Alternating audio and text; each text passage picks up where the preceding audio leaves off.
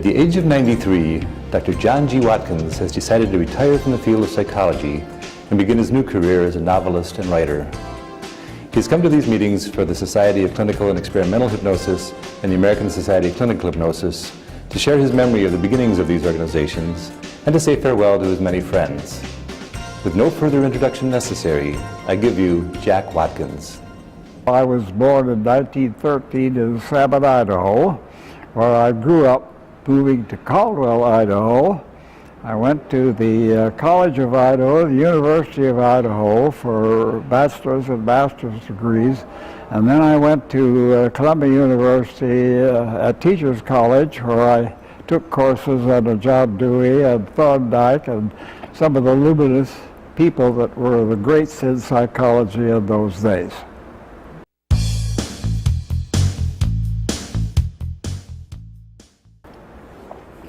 Well, I had seen a demonstration put on by the professor at the University of Idaho, and he demonstrated simple hypnotic phenomena. And I was teaching a school in Homedale, Idaho, a very small high school that had about 80 or 90 students in it. And we had a class in general science. And I thought that psychology should be included in general science, so I put it in.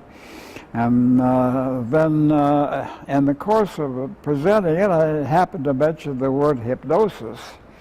And there were two little boys in the class who said, "Bet you can't hypnotize us." Well, it's very hard for me to turn down a challenge, so I said, "Come on up here," and I sat down, and I remembered the little eye fixation that was given by the professor. So they went into a fairly good degree of trance, and I had them do a few simple, silly things, which made quite an impression. And I shouldn't have done it with high school kids. You don't hypnotize high school kids for non-scientific purposes. And so I didn't do hypnosis then for quite a few years after that.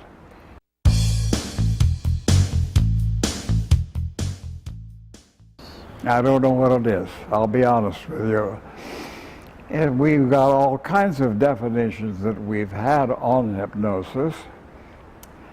I suppose that to me it does represent an altered state of consciousness that is brought about by a relationship interaction between two people generally, although it apparently can be done by oneself. I see it as dipping down into areas of human experience which we call unconscious or preconscious.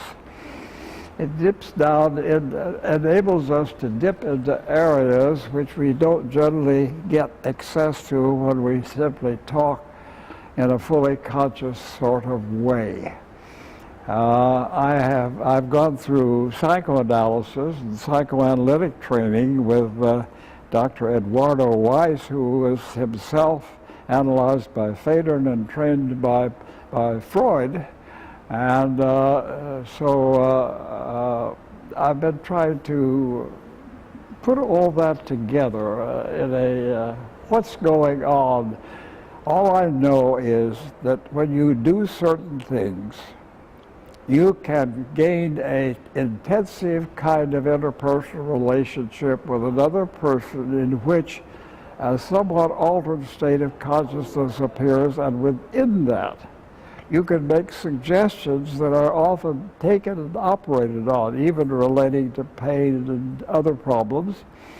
And in some of them, you are able to apparently gain access to memories or to experiences that occurred a long time ago and that you have either forgotten or repressed.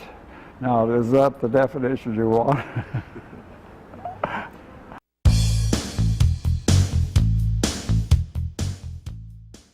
Well, there were a few people, about 25 or more, who had been doing some research and work in hypnosis. They included Milton Erickson, Milton Klein, a number of people at that time, and they were centered primarily in New York. But I had published a book on hypnotherapy of war neuroses before that, and so I was invited to join them to found a society called the Society for Clinical and Experimental Hypnosis. And so that started and ran for a few years, and then there got to be quite a quarrel within the ranks of the society because of two different kind of emphases. The original people at SCH had run into a lot of difficulty from the psychoanalysts, because Freud had rejected hypnosis, from the experimentalists who didn't think too much of hypnosis and wanted us to be more scientific. And those that were psychologists ran into a great deal of trouble from the psychiatrists that were there that didn't think that psychologists should be doing therapy. So anyway, some 24 of us, I believe, were the charter members of SCEH. And then Milton Erickson and his close colleagues began giving workshops in hypnosis because they believed that it should not be a private province for a few elite people. SCH people, as I said, have been getting static from these other sources, so they said, well, let's make the requirements so high that they'll have to recognize that we have high requirements. And so the original requirements at SCEH were that you had to have a doctor's degree, you had to be a boarded person in your field, you had to have had 5 years of experience, and you had to have published. And if you didn't have all those, you couldn't be a member of SCEH. Well, there were a lot of people who didn't have all those qualifications, but there were doctors and dentists and psychologists and who wanted to use hypnosis. So there got to be a big fight in the society, and as a result, you had Ash know that there were a group of people that overnight formed the new society, American Society of Clinical Hypnosis, in a group telephone interview that was sent around there, and it made the requirements somewhat lower. Now, for a little while, the SCH people said that we are the great publishers and we are have the highest requirements. And the ASH people said, we are the ones that are providing a service for general practitioners, others all over that's needed because we need to have, we shouldn't have such ungodly high requirements. We should have reasonable requirements. And so the new society was formed. Well, what happened over a period of time is kind of interesting because SCH began to lower its great high requirements. ASCH began to stiffen up a little bit in our ears, and pretty soon, inside of 8 to 10 years, they roughly had the same requirements. And then they went into a great deal of fighting with each other. And I can tell you that there were dirty blows on both sides, and I was one of the wielding the stiletto on the SCEH side for quite a little while too. And there was a fight for important people like Bill Kroger and others. Each society wanted to get them as a member, and the other society wanted to get them as a member so that we could say, well, we have the prestige people, we have the prestige people. And Milton Erickson actually belonged to both societies as far as that's concerned, but there was a big fight over who would be president. And, Milton, I believe, was the first president for ASH. And so that big fight went on for 7 or 8 years, and people got tired of it then. And so we began to get together. Now, I was one of the first who looked at it and thought to myself, it's ridiculous we've got two societies going together.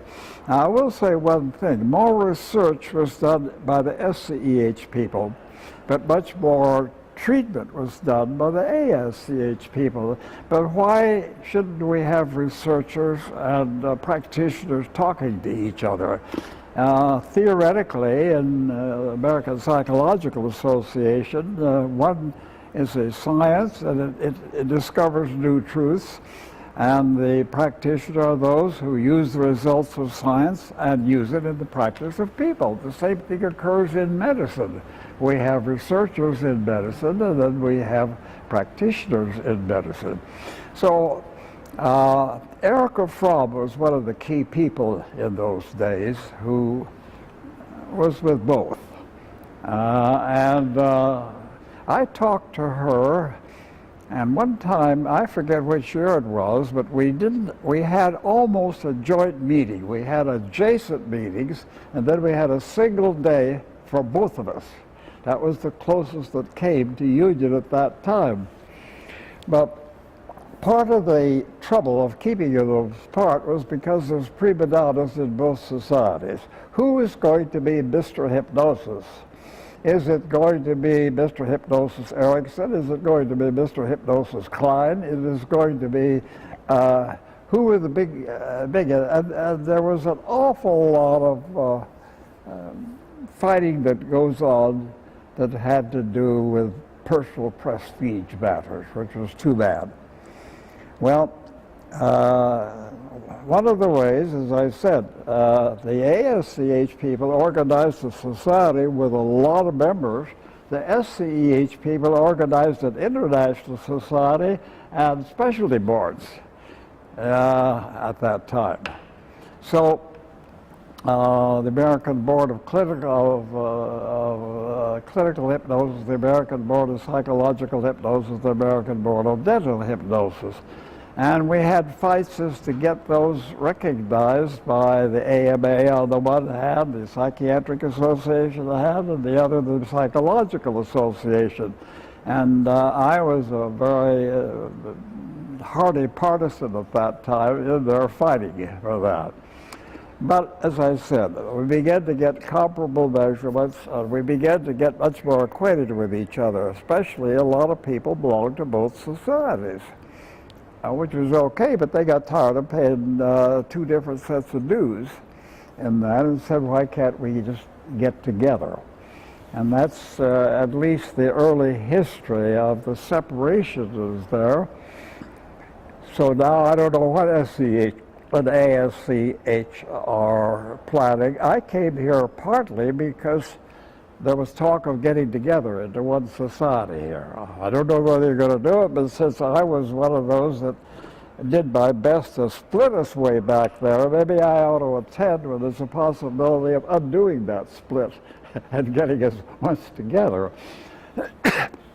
But I think if you do have, say, let's suppose you have an American Society of Clinical and Experimental Hypnosis. I like that. And have it under one society, a big organization, you're still probably going to have a therapy wing and an experimental wing, because the experimentals are more people in universities, and they want things proven to statistical controls and everything in it. So, but whether the two could come together, I don't know. And I don't.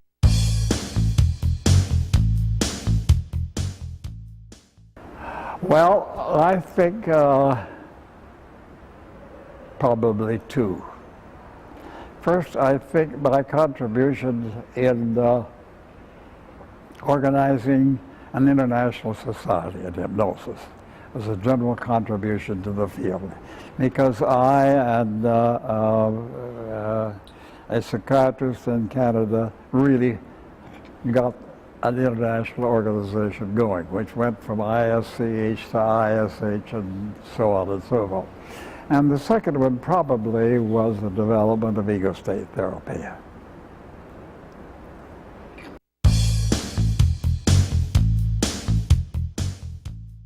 Yeah, it brought hypnosis back into the treatment of more neuroses. And yeah, I guess I made quite a contribution in that. And I might say that as of now, I am quite dissatisfied with the way the VA is treating the PTS people that come off of the battlefronts on the east side. They do not use the ab reactions which we use. They're scared of them. And they are treating with support, reassurance. I guess I call it aspirin therapy. You've got a pain in the head, you could extirpate it and get it out. Or you can give people aspirin and it doesn't hurt.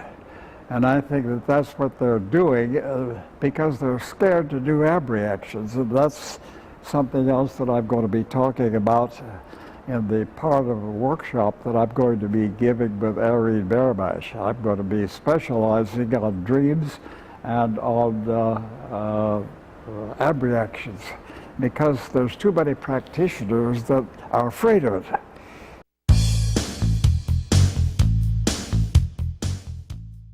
Erika had come back with, she was an analyst, and she'd come back with a psychoanalytic background, which was that Freud had given up hypnosis. It was nonsense. And she was asked one time to be the chairman of the workshop committee for the American Psychological Association. And somebody said, well, why don't you give a workshop on hypnosis? It's coming in now. And she said, well, it's all, hypnosis is nonsense, it's really quackery, and I'll give it, but I'm going to attend in order to show that it's quackery. So she came to my workshop, and I had a very good subject who could go into deep somnambulistic hypnosis, could demonstrate post-hypnotic hallucinations and all of this regression and so forth. Erika was amazed. She changed over entirely. And the next year, she herself joined with me in giving the workshop on hypnosis at the American Psychological Association, and then she turned in and brought her psychoanalytic background to bear to do all the very brilliant research and training that she did over the years.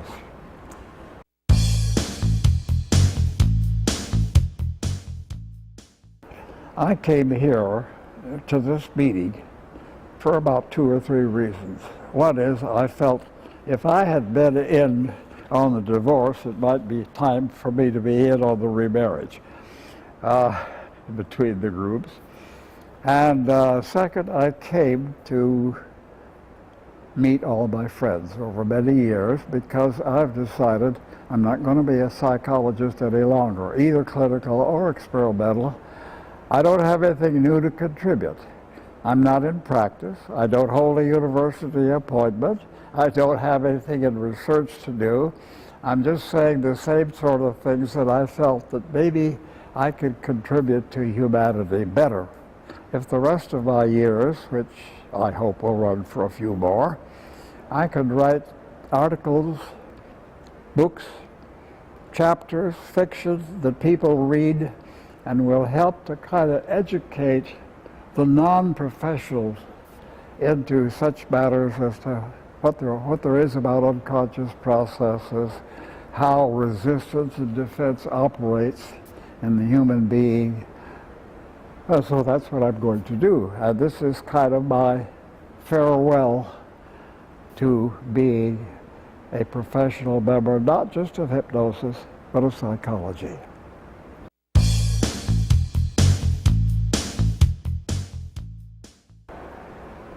Keep on keeping on. Keep what you're doing. Do research. Do it with all of the scientific controls. Treat as many people as you can. Keep track of your cases, the ones you succeeded in, the ones that you failed in, the ones that you got halfway in. Share your knowledges with each other and love each other.